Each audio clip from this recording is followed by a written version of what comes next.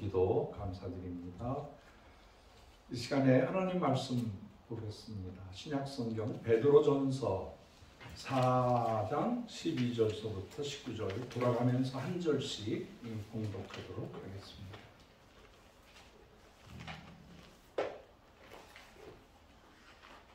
다 찾으셔서 읽겠습니다.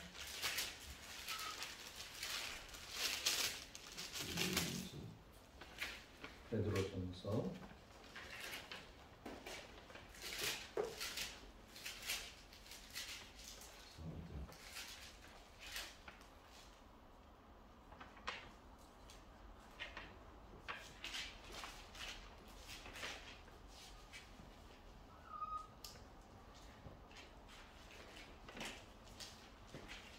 찾으셨어요? 예. 4장 12절부터 19절. 제가 먼저 첫 번째 구절을 읽도록 하겠습니다. 사랑하는 자들아, 너희를 연단하려고 오는 불시험을 이상한 일 당한 것 같이 이상히 여기지 말고 오직 너희가 그리스도의 고난에 참여하는 것으로 즐거워하라. 이는 그의 영광을 나타내실 때 너희로 즐거워하고 기뻐하게 하려 함이라. 14절 한 분이 돌아가면서 너희가 그리스도의 이름으로 치욕을 당하면 복 있는 자로다. 영광의 영 곧 하나님의 영이 너희 위에 계심이라. 너희 중에 누구든지 살인이나 도둑질이나 악행이나 남의 일을 간섭하는 자로 고난을 받지 말려니와 만일 그리스도인으로 고난을 받은 적 부끄러워 말고 도리어 그 이름으로 하나님께 영광을 돌리라. 하나님 집에서 심판을 시작할 때가 되었나니 만일 우리에게 먼저 하면 하나님의 복음을 순종치 아니하는 자들의 그 마지막이 어떠하며 또 의인이 겨우 구원을 받으면 경건하지 아니한 자와 주인은 어디에 서리요. 다 같이 그러므로 하나님의 뜻대로 고난을 받은 자들은 또한 선을 행하는 가운데 그 영혼을 일구신 종을 주께 부탁할지어다. 아멘, 아멘, 아멘. 오늘 말씀을 중심으로 해서 그리스도인의 고난의 의미가 뭘까? 그리스도인의 고난의 의미가 뭘까? 그래서 말씀 전하겠습니다. 제가 이 고국 땅 한국에 와서 참 우리 고국이 잘 돼야 되는데 정말 우리 민족이 가난해서 전쟁에서 일제시대 강점을 당하면서 참 고난을 많이 당했는데 이제 때가 됐는데 이제 분단의 아픔을 해결하고 통일이 되었으면 그런 간절한 마음이 있었어요. 그리고 러시아 선교 34년 또 북한 선교 10년 이런 일을 하면서 그 간절함은 저에게도 아주 민감합니다. 어떻게 하면 남북 복음 통일을 이루어 드릴까, 세계 선교를 감당할까 하는데 이 본부가 되는 이 고국의 이 정치 상황이나 모든 상황을 볼 때 마음이 편하지 않습니다.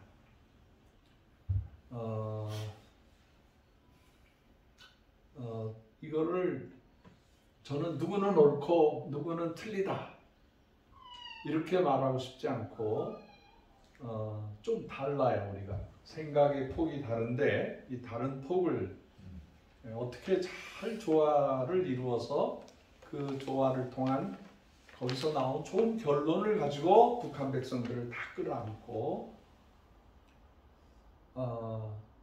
각 나라 민족 땅 끝에 있는 분들을 우리의 그 고난의 의미를 통해서 다 끌어안았으면 좋겠다라는 생각입니다. 그래서 제가 아주 어두운 얘기를 하는 것 같지만 사실은 설교의 결말은 굉장히 긍정적이고 밝고 희망적이 될 것이다 라고 보는 것입니다. 오늘 본문 말씀 베드로전서 4장, 베드로전서는 진짜 우리 사도 베드로가 이 갈릴리 호숫가 바다에서 고기 잡던 어부였었어요. 이 고기를 잡는데 아주 남성답고 우리가 상상하기는 베드로는 머리가 곱슬곱슬하고 눈이 푹 들어가고 코는 아마 매브리코였었고 유대인의 아주 정체성이 매브리코였고 팔뚝에 힘이 이렇게 넘치고 베드로의 성격을 보면은 막 급해가지고 예수님이 기도하는데 예수님 잡으려고 오니까 막 칼을 뽑아가지고 사람의 귀를 내리치고 그 가운데를 쳤으면 어떻게 됐겠어요? 그냥 사람이 살인을 저지를 뻔한 그 정도로 급한 사람이에요. 예수님 무슨 질문하면 제일 먼저 대답을 해야지 속이 그런 전형적인 남성 급한 단순 이런 분들이죠.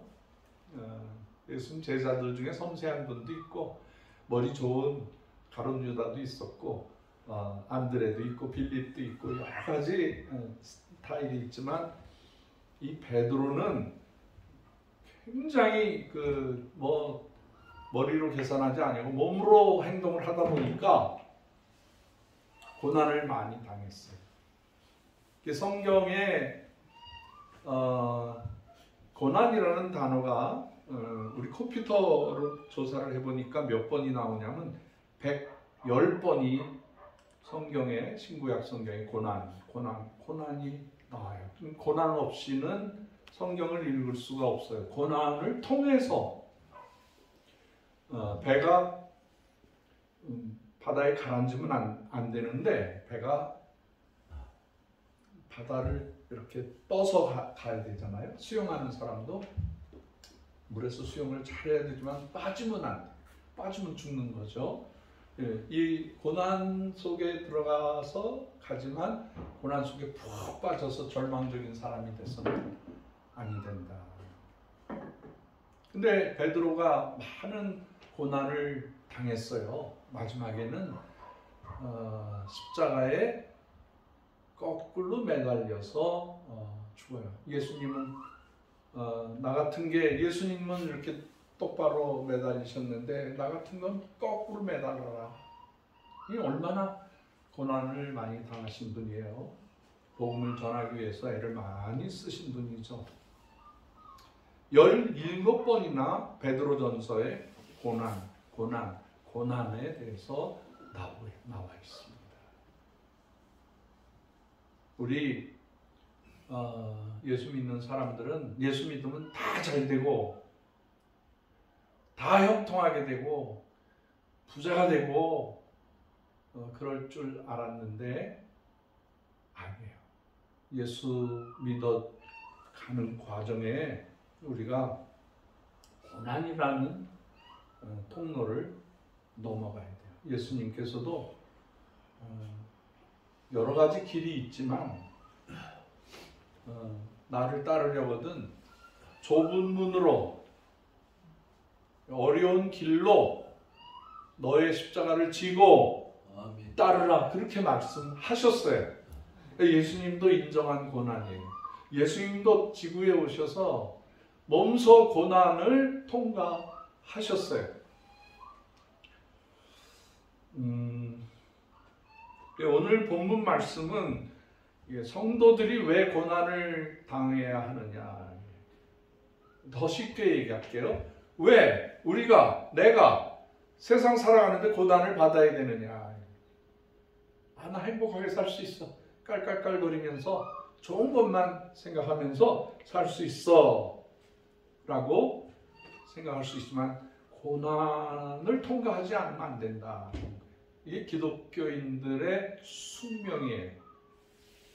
그래서 예수님께서 고난을 받기 위해서 죽으시고 부활하시는 그 과정에 그 전에 40일 동안 우리도 고난에 동참하자. 뭐 우리 크리스찬들은 먹는 문제 뭐 이런 거에 그렇게 뭐 예수님의 큰 주제가 사랑이기 때문에 먹는 거 자유로워요. 생각하는 거 아주 뭐 카톨릭처럼 죄를 뒤집어 쓰고 막 그냥 내 탓이로다 하고 고난 받는 그런 모습은 아니에요.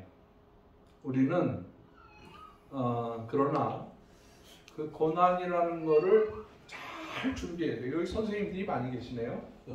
우리 김재욱 장로님도 고등학교 선생님이셨어요. 또 우리 두 분 강 목사님 두 분도 교사 하셨어요.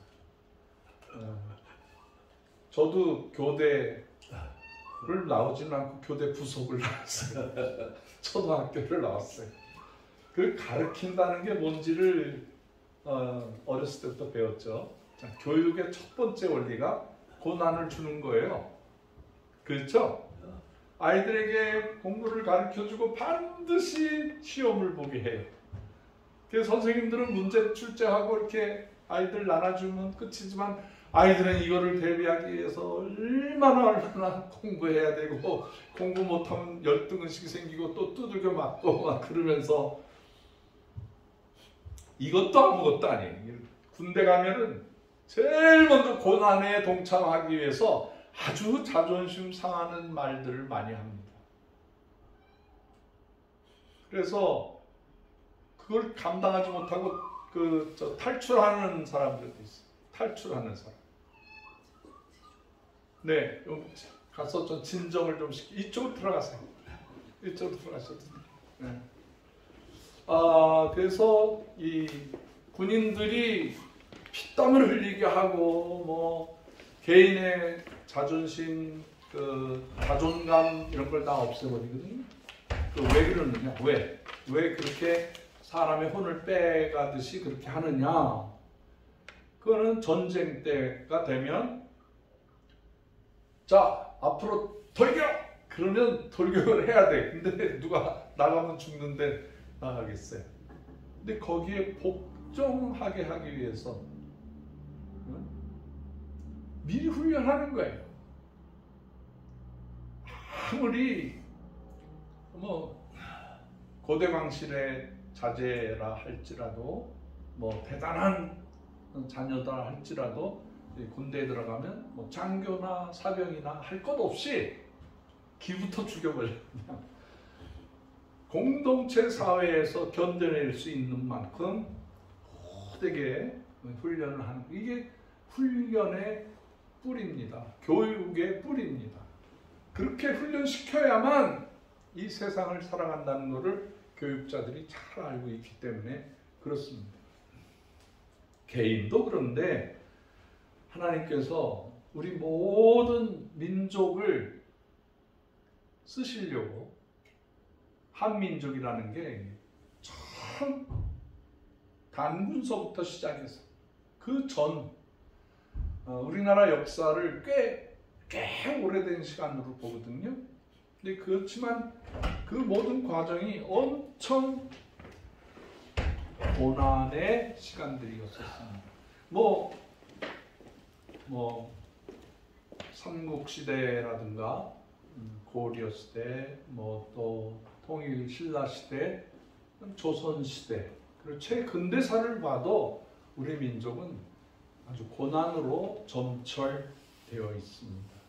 한민족의 고통이 해결됐듯 우리가 해방을 맞이했지만 이 지구 전체에 있는 에너지 중에 이 선한 에너지가 있고 악의 축이 있는데 악의 축과 선한 에너지가 합쳐지는 곳이 한반도가 되어버렸어요. 그 결과 남한은 남한대로 또 북한은 북한 나름대로 엄청난 고난을 받게 됩니다. 지금도 그렇습니다. 우리가 이 남한 사회에서 되어지는 일만 생각을 하면 그냥 이 고난이 지나고 나면 또 봄날이 오겠지 뭐 이렇게 해서 우리 나름대로 큰 좋은 결과들을 많이 얻었어요. 우리 한민족이 둘로 갈라지면서 남한은 정말 하나님 말씀 따라가고 열심히 일했어요. 우리 민족 정말 열심히 일했어요. 50년대 전쟁 후에 60년, 70년대에 우리가 먹을 것이 없었어요. 뭐 누구나 다 할 것 없이 먹을 것 없이 어렵게 자라서 저희 때는 처음으로 이제 돈을 벌기 위해서 독일에 광부로 갔어요. 첫 번째 해외 인력이 광부였었어요. 그리고 간호사였었어요. 우리나라 형님들과 누님들이 그 어려운 그 처지에서도 열심히 일을 해서 그 사회에서 존경받아요. 저희 두 누님이 간호사로 갔어요. 그리고 돌아와야 되는데 독일 사회가 조금 우리보다 선진 사회를 경험했기 때문에 안 돌아오시더라고. 거기에서 아주 잘 사시더라고요. 독일 사람들도 처음에는 뭐 하대를 했는지 어쨌는지 몰라도 너무 성실하고, 또 우리나라 사람들이요 전 세계적으로 이렇게 평가해 보면 잘 생겼어요. 아주 미남들이 막 미녀가 여기 계신 분들 다 미녀네. 할렐루야. 그렇죠, 장로님. 네. 잘생기고, 그러니까 그냥 독일 사람들이 막 알러뷰 막 하면서 우리 누님들을 다 그냥 아내로 삼고, 그리고 자녀를 낳았는데 똑똑한 아이들이 나오는 거예요. 독일 박사들, 독일 기술자 중에 기술자들. 제가 독일에 가면 독일에 간 1세 이민자들이 굉장히 똑똑한 사람들이었어요. 광부로 간 사람들이 저 강원도에서 간 게 아니에요. 대학 나오고 취직할 데가 없으니까 간 거야. 거의 90%가. 네? 그게 얼마나 똑똑하겠어요. 한 번 보면은 막 알아. 간호사도 마찬가지고. 우리 누님도 그냥 가서 이렇게 열심히 하더니 수간호원이 금방 되더라고. 언어도 어렵고 그런 게 다 어렵겠지만 잘 적응을 해내고 있어요. 그래서 제가 독일의 베를린이라든가 함부르크 여러 도시에 가서 집회를 하거든요. 왜냐하면 제 속에는 누님 둘이 여기서 40년, 45년 막 살던 누님들이 늘 얘기해줘서 그분들의 생리를 잘 알아요. 그래서 부흥회 하면 굉장히 좋아해요. 아무것도 모르는 그분들의 역사를 모르고 가서 복음만 전하는 것도 좋지만 저는 그분들의 고난을 알아요. 그 눈물 흘리고 애를 쓴 걸 알기 때문에 그 속에 큰 메시지가, 위로의 메시지가 들어가면 그들 말씀 듣다가 막 울지요. 박정희 대통령도 40대 우리나라를 좀 살려보려고 혁명을 일으켰는데 미국에서 저 분바리가 뭐 하는 거야? 그러면서 아주 무시했어요. 그러니까 미국에 갈 저것도 안 되고 어디도 받아주지 않는데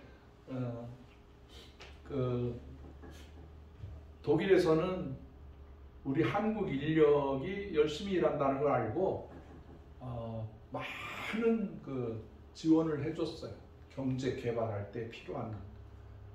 그러다가 박정희 대통령이 이렇게 리베케 대통령한테, 독일 대통령한테 이 업무에 없는, 예전에 미리 정하지 않은, 내가 우리 청년들이 와서 일하고 있는 광산에 한번 가보고 싶다. 그러니까 그러냐고. 그러면서 바로 아주 미리 계약하지 않고 예정하지 않았던 광부들한테 갔어요.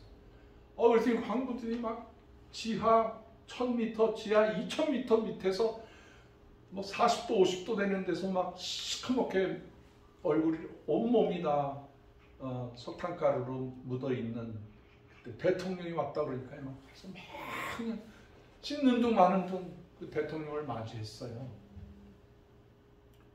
그러니까 극적인 상황이죠. 대통령이 우리나라 백성들이 남의 나라에 와서 고난받는 그걸 보면서 이게 그냥 이렇게 마음을 추스리고 고맙다고, 일해줘서 고맙다고.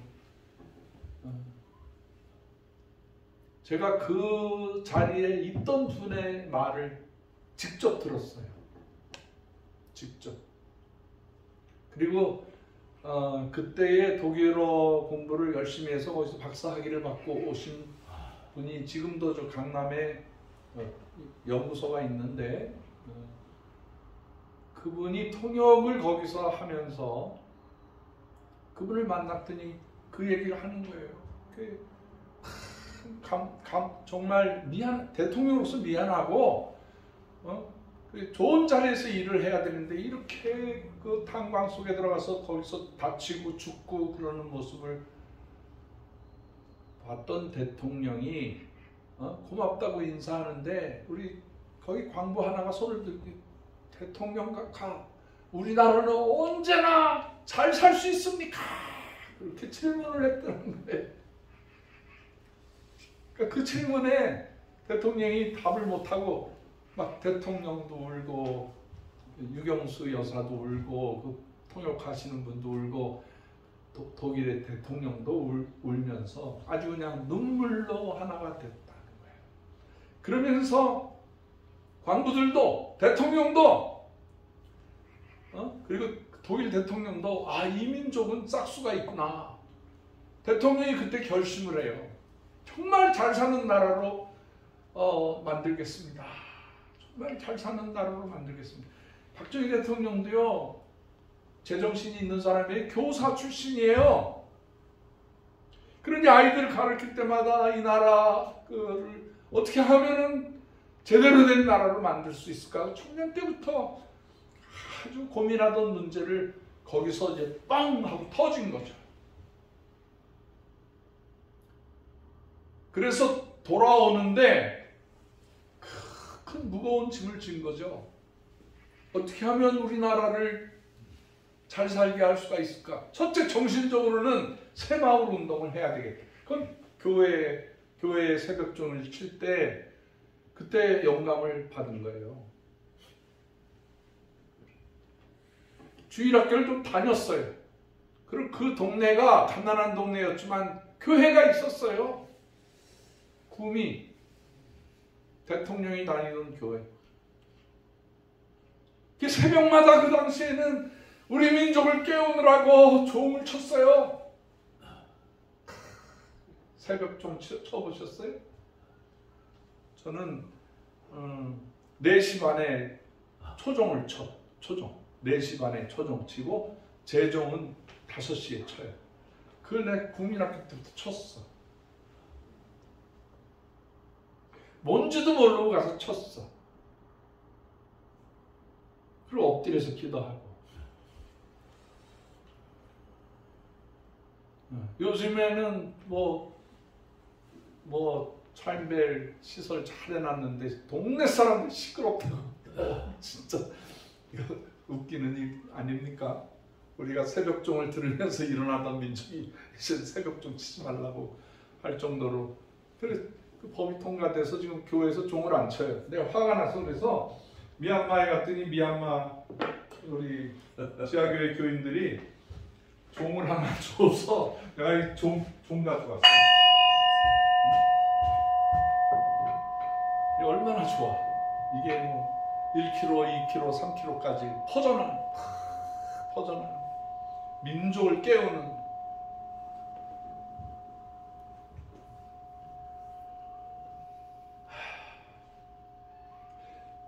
그러면서 우리가 이제 해방을 맞이하고 북은 공산주의 체제로 들어가고 남한은 그래도 민주 세력으로 들어가기 시작합니다. 어떤 학자들은 그런 얘기해요. 우리가 만약에 미국이 우리를 식민지화 시켰다. 쿠바처럼 남미나 여러 나라에 미국이 쳐들어가서 미국식으로 식민지를 했다면 선교사들이 아무리 복음을 전했다 할지라도 다 반감이 있었을 것이다. 미국 선교사님들은 우리 민족을 개화시키고 그 다음에 독립운동을 하게 하고 6.25 전쟁이 터졌을 때 미국에 가서 온 교회 가서 국회에 가서 뭐라고 한 줄 아세요? 저기 코리아는 보호해야 됩니다. 왜냐하면 크리스찬이 10만 명이나 있습니다. 그렇게 얘기했어요. 다른 얘기 안 했어요. 뭐 국회의원들이 감동받고 대통령이 감동받고 기독교 국가인데 전화 도와줘야 된다. 선교사들이 그렇게 얘기하고 다녔어요.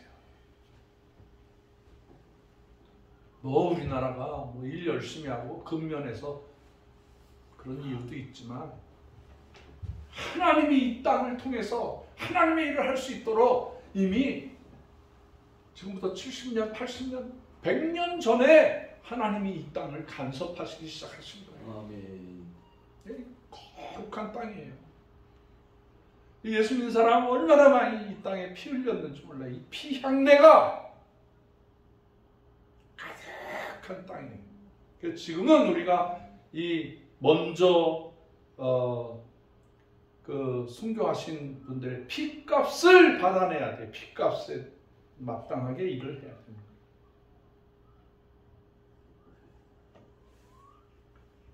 일본 사람들이 제가 어지간하면 일본 놈 가는데 지금 여기 강도상이라서 일본 사람이라고 말을 합니다.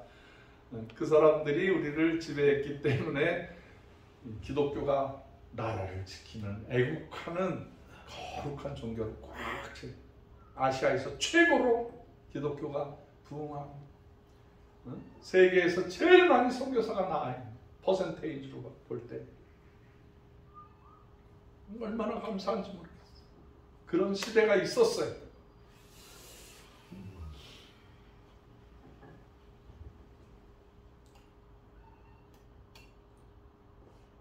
하나님께서 6.25 사변이라든가 또 60년대, 70년대 경제적으로 어려웠을 때 하나님 아버지 우리나라도 잘 살게 해주세요. 제가 고등학교 때 대학생 때 어떻게 기도했냐면 하나님 아버지 우리나라가 좀 잘 사는 방법은 수출밖에 없는데 사람이 나가서 일을 하거나 물건을 팔아대야 되는데 최고로 좋은 물건 좀 만들게 해주세요. 연필 하나, 볼펜 하나, 단추 하나라도 세계 최고의 그런 물건을 만들어서 메이드 인 코리아가 온 세계 사람들이 제일 좋아하는 그런 나라가 되게 해주세요라고 그랬는데 지금 그런 시대가 됐어요. 할렐루야. 아멘. 할렐루야. 아멘. 대한민국 국산이 이렇게 비쌀 줄 누가 알았어요? 외국에서 온 것만 좋아하다가 요즘에는 대한민국 땅에서 나온 게 최고야 최고. 우주 비행사들이 그 밥을 어떻게 먹냐면 여러분 치약 있잖아요. 치약을 이렇게 짜면은 치약이 이렇게 나올 때 그걸 쭉 빨아 먹어야 돼. 거긴 무중력 상태라서 이렇게 떠먹거나 뭐 이러면 다 날아다녀 버려요. 그러니까 이렇게 튜브를 이렇게 짜먹는 방법이. 근데 이렇게 먹으니까 맛이 있겠어요? 없겠어요? 진짜 더럽게 맛이 없는 거야. 우주비행사들이 먹는 거지만 맛이 되게 없어. 그런데 어느 날 이 사람들이 고추장을 먹으더니 환장을 하는 거야. 어느 나라에도 없는 대한민국 고추장. 이거를 맛보더니 그냥 뿅 가서 우주 식품 만드는 곳의 넘버원이 고추장이에요, 여러분. 이건 몰랐었죠? 그리고 컵라면이 얼마나 맛있어. 컵라면 환장하는 거야. 이 작은 물건, 요즘에 또 제가 독일에 갔을 때 우리 조카가 막 얼마나 좋아하는지 내가 좀 그때 이제 정보가 있어서 그걸 갖다 줬어. 그랬더니 얘가 환장한 거예요. 어린아이가 3살, 4살도 안 된 애가. 그게 뭐냐? 김이야, 김. 김을 그냥 먹는 거야. 그러니까 엄마가 못 먹게 해. 내비둬. 왜 잘 먹는데? 그랬더니 너무 짜서 아이한테 너무盐분이 많이 들어갈 거야. 그 다음에는 이제 소금 뺀 거 그냥 그걸 보내주죠. 김이요 지금 얼마나 잘 팔리는지 몰라요. 왜 김이 됐는 줄 아세요? 응? 김이 왜 김이에요? 옛날 조선시대에 김씨가 이렇게 바닷가 거니다가 뭐 이런 게 있어 주워다가 이렇게 먹고 뭐 안 죽어. 그래가지고 그걸 이렇게 말려서 이렇게 썩지 않게 말려서 팔기 시작해서 김씨가 만든 거라 해서 김이라고 그래요. 근데 이게 중국 김도 맛없고 일본 김도 맛이 없는데 세계 최고로 맛있는 김이 대한민국 김이야. 이상해. 한국에서 만든 것들이요 지금 세계에서 아주 그냥 없어서 못 팔아. 없어서. 그렇죠? 고난을 경험한 우리들이 전쟁을 경험하고 막 총도 하나도 없고 참 미군들이 쓰다가 이렇게 버리고 간 소총 그걸 M1이라고 그래. M1도 쏴봤어. 착 잡아당겨가지고 빵 쏘면 한 발이 나가고 다시 쨍겨서 빵 쏴야 돼. 얼마나 불편한지 몰라. 무거워.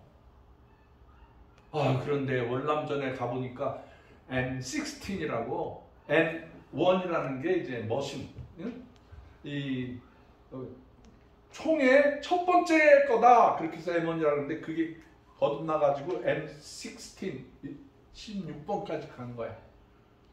그거를 월남전에서 우리나라 백성들이 수고 많이 했다고 그걸 많이 줬어요. 그리고 탄피 같은 거 다 가지고 와서 비슷하게 만들기 시작했어요. 우리나라 총이 점점점 좋아져서 지금 세계 최고의 그런 총들이 있어요. 총뿐만이 아니에요.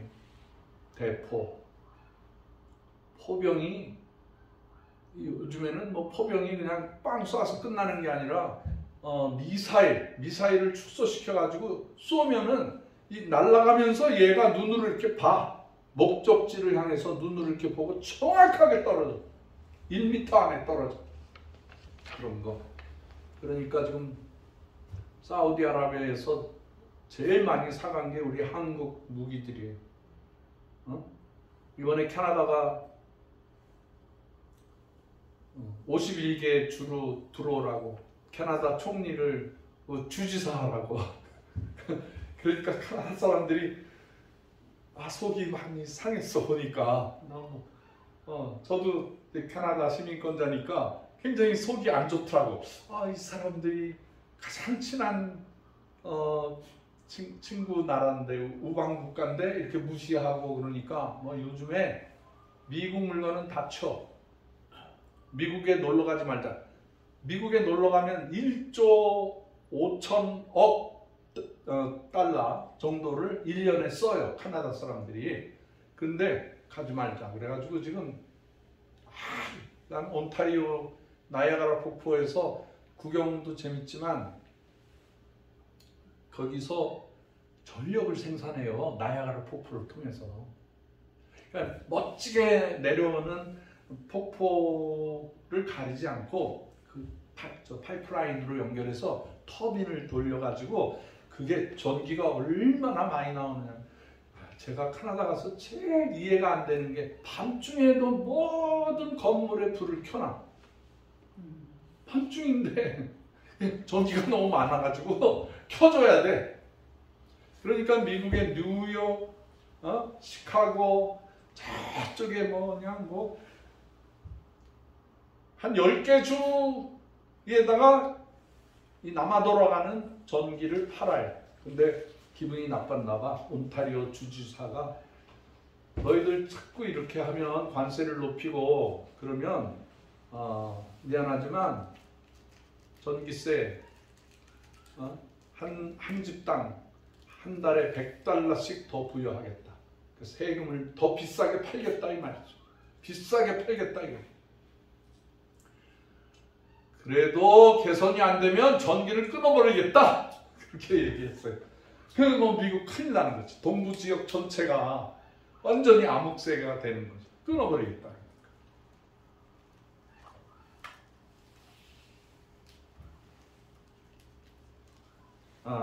고난을 얘기하다가 이렇게 됐습니다.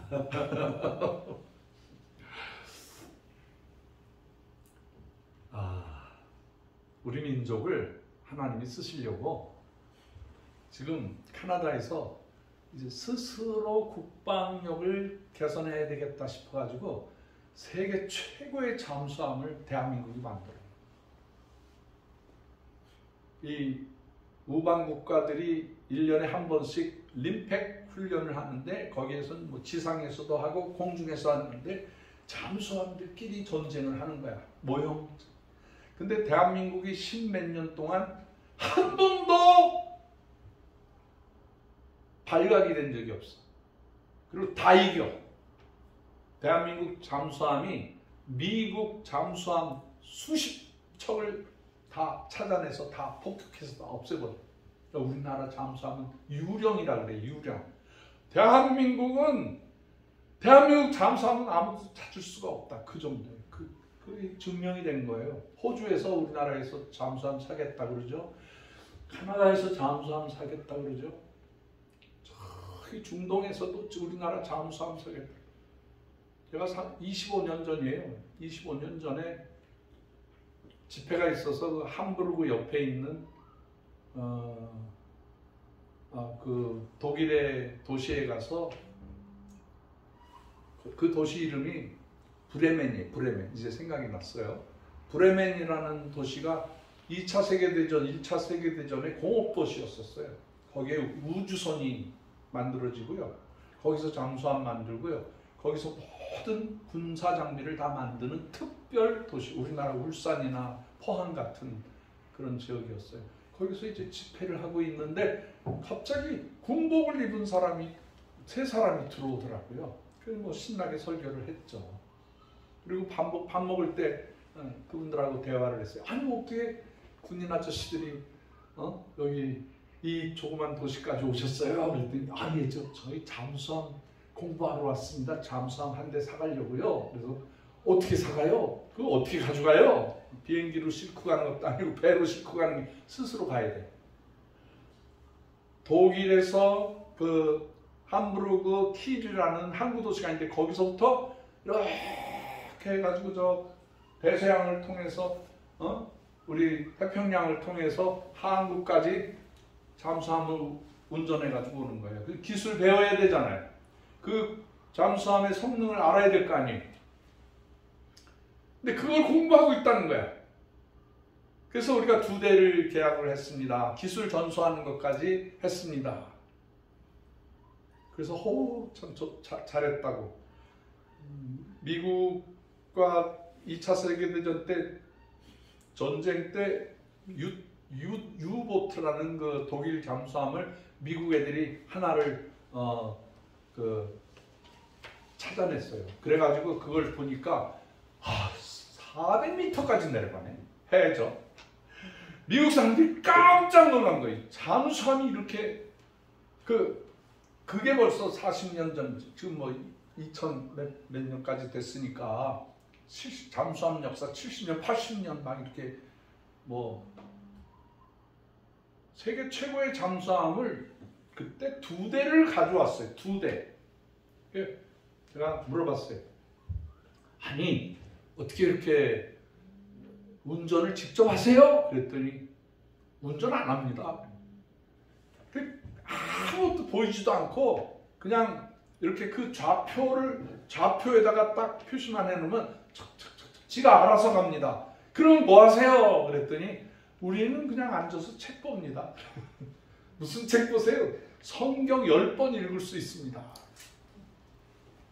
그분들이 그때 저는 러시아 선교사였을 때고 그분들은 그걸 가지고 한국의 잠수함을 가지고 와서 그거를 자세하게 도면부터 공부하기 시작해가지고 지금 세계 최고의 잠수함을 만들어내는 독일 사람들이 땅을 치고 후회하죠.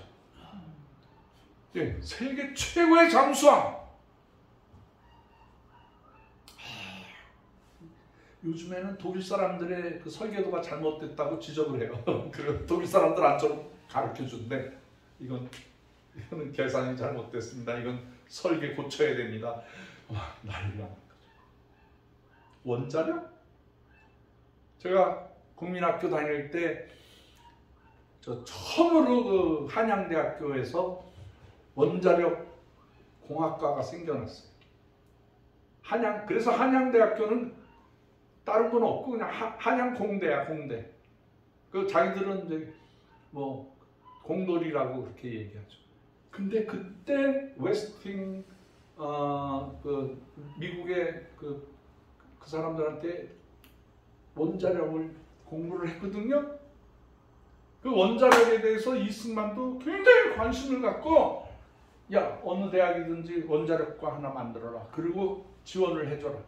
근데 우리 집에서 하숙하던 그 형님들이 그 원자력을 공부해가지고 미국에 유학 가고 지금은 미국 사람들 앉혀놓고 원자력 발전소 만드는 거를 가르쳐주고 있어요. 할렐루야. 아유, 우리나라 사람들 머리가 옛날서부터 굉장히 좋았어요. 선교사님들이 100년 전에 오셔서 일본도 가보고 중국도 가보고 뭐 아시아도 가봤는데 한국에 오니까 사람들이 너무 잘생긴 거야. 너무 이쁜 거야. 머리도 팽팽 돌아가고. 선교사님들도요, 한국 사람들 또 하대했다가 한국 신자들이 가만히 안 놔두는 거예요. 하나님의 사랑을 가져왔으면 겸손하게 해야지. 뭐 하는 거냐고. 그냥 선교사들이 우리 회개합니다. 그러고 깜짝 놀랐어요. 여러분, 우리 한민족이 5,000년 동안 고난으로 훈련받은 민족인데 지금 미국에서요, 여러분 신문에 얼마나 많이 납니까? TV에.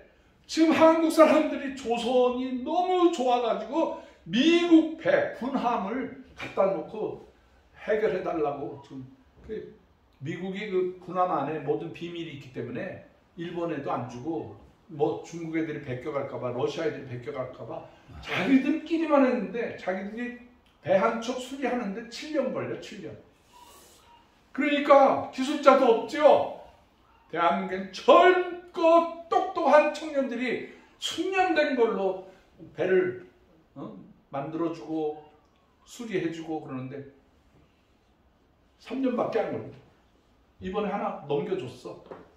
앞으로 미국의 모든 군함 다 한국에 와서 수리받고 새로 건조하고, 이게 얼마나 놀라운 일이에요. 할렐루야. 여러분, 고난이 유익하다고 말했어요. 아멘. 우리 기독교가 예수님의 십자가의 고난 사건이 없이 그냥 예수 믿고 복 받는다. 그냥 나를 믿으면 영생을 얻고 죄 용서 받고 이걸로만 했다. 그럼 그렇게 대단한 종교가 아니에요. 그냥 뭐 쓸데없는 그런 종교의 하나로 됐을 뿐이에요. 하나님이 인간을 너무너무 잘 알아서 아들인데 땅에 육체로 보내고 육체를 가진 예수님이 고난당하시고 배고픔을 하시고 시험을 당하시고 마지막에 십자가에 못 박혀 돌아가시는 그 장면까지 연출의 연출 최고의 작품을 만들었어요. 뭘로? 고난으로. 그래서 주님만 생각하면 막 감동이 되는 거야. 나 같은 걸 위해서 나를 구원하시기 위해서 십자가에 못 박히고 피 흘려주시고 죽음을 3일 동안 경험하시고 부활하신 게, 이게 바로 예수님이 부활하신 장면. 밑에 그냥 지옥에 막 이런 게 있고 예수님 부활하셔가지고 인류의 새로운 문제 해결점, 우주의 문제를 해결하는 분으로 이렇게 만들어 주신 거 믿으시면 아멘 하세요. 이게 이 모든 내용 중에 다 고난이에요. 고난으로 하신 거예요. 고난으로. 불교는요, 구원의 방법이 없어요. 있어요. 뭐 해탈하면 돼요. 해탈이라는 게 뭐예요? 바보 같은 짓. 다 잊어버려라. 그냥 우리는 망각을 해버리면 된다. 구원이고 자시고 뭐 이런 거 필요 없다. 그냥 이렇게 이렇게 해가지고요 자기 콧등을 바라보면서 40일 동안 견뎌내는 거예요. 밥도 안 먹고 솔잎 먹으면서 그렇게 해서 아주 그냥 다 잊어버리게 되면 그게 이 세상을 구원하는 거다.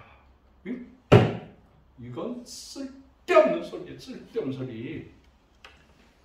모든 고통이 세상의 모든 고통이 그래서 고해라 그래. 고해. 고통의 바다에서 해결되는 방법이 잊어버리는 거라고요. 그래서 석가모니도 구원을 못 받은 거야. 그 깨달은 많은 스님들이 나는 평생 거짓말만 했구나. 나는 죽어서 지옥에 떨어진다. 그렇게 말해도 이 사람들 안 믿어. 이 사람들이 머리통이 잘못돼가지고 그 다 지옥불로 떨어지는 사람들이에요. 우리 기독교는 정확해요. 내가 길이요 진리요 생명이니 나를 통해서 아버지께로 갈 수가 있다. 영원한 생명을 얻을 수가 있다. 내가 너희의 죄를 사하노라. 아멘. 내가 지금 천국에 가서 아버지의 집에 가서 너희들이 거할 집을 지을 것인데 다 지으면 내가 돌아와서 너희들과 함께 천국의 집에서 영원토록 살게 하리라. 정확하게 얘기했어요. 할렐루야. 아멘. 이게 얼마나 귀해요. 얼마나. 그러므로 우리는 고난이라는 거를요 그냥 이렇게 다 이긴 게임을 그냥 해주는 거예요. 두려워할 것 없다. 대한민국이요 누가 보호해요? 하나님. 그거 하시면서 왜 걱정을 하시노? 물론 기도도 해야 되고 다 시국 선언도 하고 정치적으로 거기에 너무 근심 걱정하지 마시라. 역사는 하나님의 것, 한민족은 하나님이 택한 민족. 아멘. 할렐루야. 그래서 기대하시라. 아멘. 대복음박도. 이 하나님의 세상은 이래요. 과거를 알지요, 현재를 알죠, 미래를 아는데 막 두려워서 떨지 말고 괴로워하지 마세요. 아멘. 저는요 지옥에 떨어진다 그래도 난 두려워하지 않아요. 왜 그러는 줄 알아요? 여호와는 나의 목자시니 내게 부족함이 없으리로다. 아멘. 그가 나를 사망의 음침한 골짜기를 갈지라도 아멘. 목마를지라도 아멘. 여호와 하나님이 나와 함께 해주시기 때문에 난 두렵지 않다. 그래서 아멘. 제가 선교사가 된 거예요. 러시아 다 망하고 친구들 선교사도 죽고 우리 교인들 평균 수명이 40세였어. 40세. 그러한 완전히 전쟁 나서 터져버린 그런 골마 터진 그분들하고 30몇 년을 같이 살면서 난 두려움이 없었어요. 북한? 뭘 두려워해? 하나님의 능력으로 북한 백성 섬기로 들어가는데 뭐가 두려워? 한 수십 번 들어가면서도 한 번도 불안한 생각 없었어. 가서 북한 사람들 안아줘. 아무도 없을 때 무릎 꿇으라고 그래. 손 모으라고. 머리를 간절히 축복 기도해주면 바로 기독교 3대, 4대, 5대 자손들이 방언이 터져나오고 눈물이 터져나오고 회개하는 역사가 나타나고. 이건 북한 애들이 내 설교를 듣기 때문에 누구를 어떻게 했다라고는 말을 안 해. 사진도 공개를 안 해. 그런 거는. 내가 눈을 들어 산을 보니 나의 도움이 어디서 없고 천지를 지으신 하나님에게서 없다. 아멘. 아멘. 이런 체험이 말할 수 없죠. 우리가 살다 보면 어떻게 당연히 고난을 받을 때가 있어요. 왜? 하나님께서 우리 인간에게 닥치는 고난을 어떻게 두 가지로 설명하시는 줄 아세요? 인간은 태어나면서부터 죄인이라고 규정을 해요. 왜? 오리지널 sin, 원죄가 있다. 원죄. 사람은 태어나면서부터 죄가 있다.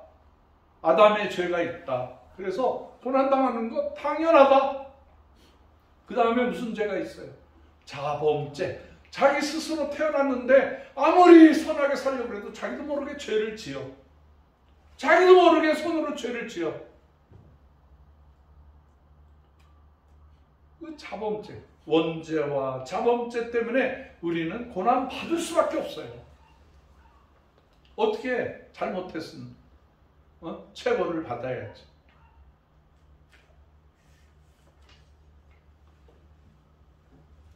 그리고 애매한 고난이 있어. 애매한 고난. 애매한 고난을 받아도 그건 자기가 죄를 저지르지 않았는데 이상하게 죄값이 있어. 그게 뭐냐면 우리가 단체 생활을 하면 누구 하나 잘못하면 다 단체 너 때 네가 잘못해서 전체를 벌한다 그러고 아주 당연하다는 식 기합을 주고 그래요. 우리가 한반도에 태어나서 식민지와 6.25 사변과 경제적으로 어려움을 겪고 막 중국 놈들이 쳐들어오고 일본 놈들이 쳐들어오고 그 난리를 이 땅에 살기 때문에 그런 거예요. 이 땅에 살기 때문에 그냥 애매한 거죠. 성경에 보면 아간이 범죄를 저질러서 물건을 훔쳐. 그래서 아무도 모르게 훔쳤는데 하나님은 바라보시고 계시는데 그래서 이 이스라엘 백성이 전쟁을 하는데 아이성을 절대로 승리를 하지 못하고 패배를 해버려요. 그게 죄값이라는 거야. 이스라엘 백성이 40년 동안 광야를 헤맨 사건 중에 정말 안타까운 사건이 있어요. 이스라엘 땅으로 들어가야 되는데 정탐꾼을 보냈어. 12명을 각 지파에 날래고 똑똑하고 아주 그냥 운동 잘하고 그런 지혜로운 사람들, 앞으로 지도자가 될 청년들을 그 가나안 땅에 들어갔다 나온 얘네들이 나와가지고 보고를 하는데 우리 망했습니다. 우리 큰일 났습니다. 우리는 그냥 벌레 같습니다. 세상에 저 사람들은 막 키가 크고 무기가 막 어마어마한데 아이고 우리 망했습니다. 그래서 첫 번째 사람으로 두 번째, 세 번째, 네 번째 몇 명을 보냈다고요? 12명. 10명이 소극적이고 부정적이고 절망적인 보고를 했어요. 응? 2명이 누구야? 여호수아와 갈렙 두 사람만 아닙니다. 저 땅은 하나님이 우리에게 주신 땅입니다. 우리가 그냥 먹으면 됩니다. 하나님의 약속을 믿고 가지면 됩니다. 그렇게 보고를 했는데 이스라엘 백성들은 계속 울부짖고 그 망할 장소를 향해서 우리가 애굽을 탈출했단 말입니까? 세상에 우리 망했다. 그 발언 때문에 40년을 광야에서 헤매는 거야. 3주면 들어갈 수 있는 거리를. 이 부정적인 신앙 때문에. 결국에는 여호수아와 갈렙을 통해서 그 사람들만 가나안 복지에 들어가게 됩니다. 믿으시면 아멘 하세요. 내 생각에, 내 영혼의 뿌리에 부정적인 생각을 가져서는 안 됩니다. 고난 때문에 뭘 일을 못했다? 그런 생각하지 마세요. 고난은 하나님이 주시는 서비스야. 고난 뒤에 축복이 있는 거야. 왜 내 인생이 이렇게 힘들까? 걱정하지 말아요. 이거 하나님이 주시는 거예요. 이거를 감사하는 순간에 여러분의 인생은 꽃이 피고 봄날이 되고 하나님의 영광을 나타내게 되는 거예요. 아멘. 이게 개인도 그렇고 민족도 그런 거예요. 할렐루야.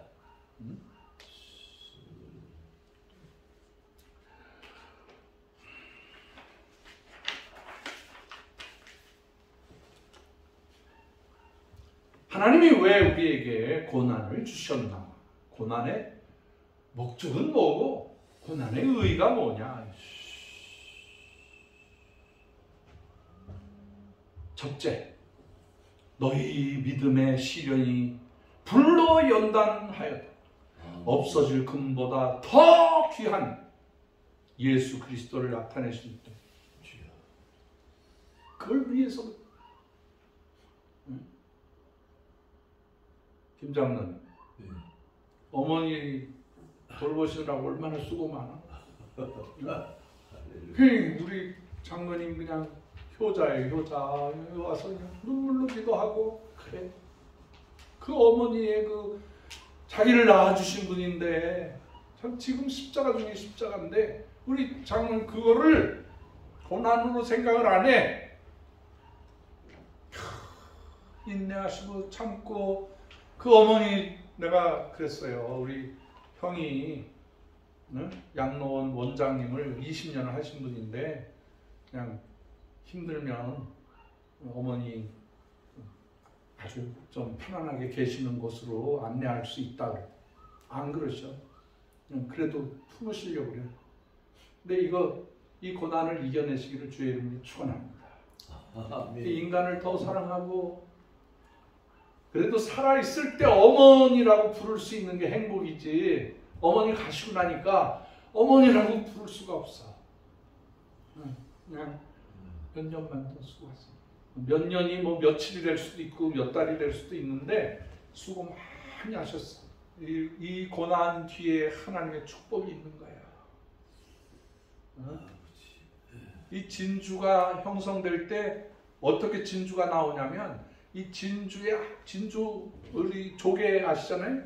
조금 큰 조개 바닥에서 이렇게 움직이다 보면 바다 모래 그 불순물이 쑥 들어와요. 그럼 살을 찢고 들어와. 이거를 그냥 뭐 방법이 없어. 내보내는 방법이 없어. 근데 이거를 자기의 눈물, 자기의 살의 진액을 가지고 그 돌을 이 쌈에 그 자기 안에 들어온 가시를 쌈에 그것이 1년, 2년, 3년 지나고 나면 영롱한 진주가 되어버리는 거예요. 그 진주가 눈물의 열매잖아. 눈물의 열매. 우리 진주 좋아하잖아. 근데 진주가 얼마나 고난을 겪었을까. 그 고난을 통해서 그 영롱한 그 아름다움이 생겨나는 거예요. 우리를 연단시켜서 이 성경 말씀에 보라 정금 같은 믿음 너를 연단하였으나 은처럼 하지 아니하고 너를 고난의 풀무에서 택하였노라. 이사야서 48장 10절. 우리가 환난 중에서도 즐거워하나니 이는 환난은 인내는 연단은 소망을 이루는 줄을 확신하노라. 로마서 5장 3절 말씀. 아멘.